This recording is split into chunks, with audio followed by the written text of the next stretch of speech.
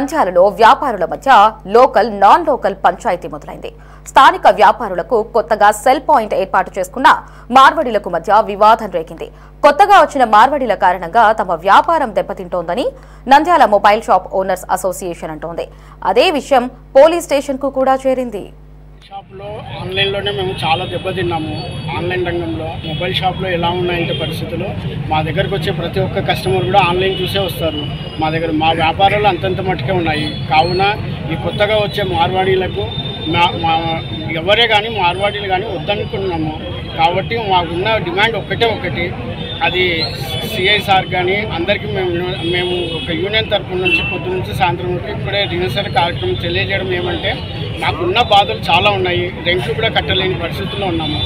దీన్ని అంతటికీ ఆ మార్వాడీలు మళ్ళీ కొత్త సమస్య వద్దు మాకు అని ఈ నిరసన కార్యక్రమం చెప్తా ఉన్నాం. ఇప్పుడు ఉన్న వరకు చాలు, ఇంకా కొత్తగా ఏ ఒక్క మార్వాడికి కూడా మేము సపోర్ట్ చేయదలుచుకున్నాం. నంద్యాల మొబైల్ అసోసియేషన్ తరఫున నంద్యాల జిల్లా మొత్తం మీద 500 నుంచి 800 షాపుల వరకు దగ్గర చుట్టుపక్కల అందరూ ఉన్నాయి.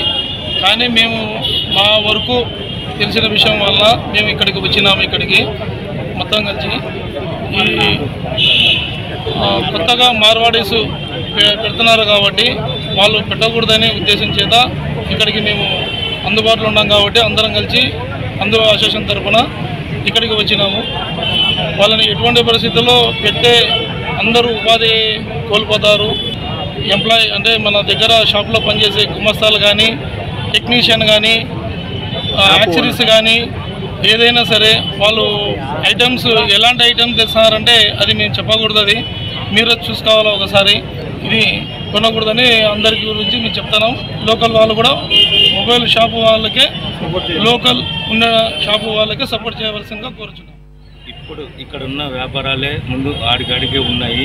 దాంట్లో మార్వాడీస్ టౌన్లోకి కొత్త వాళ్ళు వచ్చి పెట్టున్నారు. మా యూనియన్లో కూడా మార్వాడీస్ 8-10 మంది ఉన్నారు.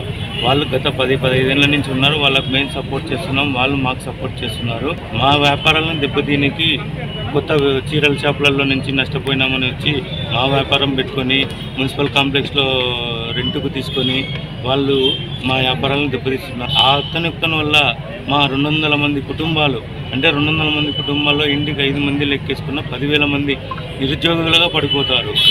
మేమేమో రాష్ట్రంలో ఇవన్నీ ఉద్యోగాలు వస్తాయి అది ఇది అనుకుంటున్నాం. కానీ ఈ బాడిగల వల్ల మేము కట్టలేని పరిస్థితున్నాం, రోడ్డున పడేటట్టున్నాం. మేము ఒకటే కోరుకునేది, వీడికి ఉన్న కాడికి ఉన్నారు మార్వాడీస్ చాలు, మేము వాళ్ళకి సపోర్ట్ చేస్తున్నాం.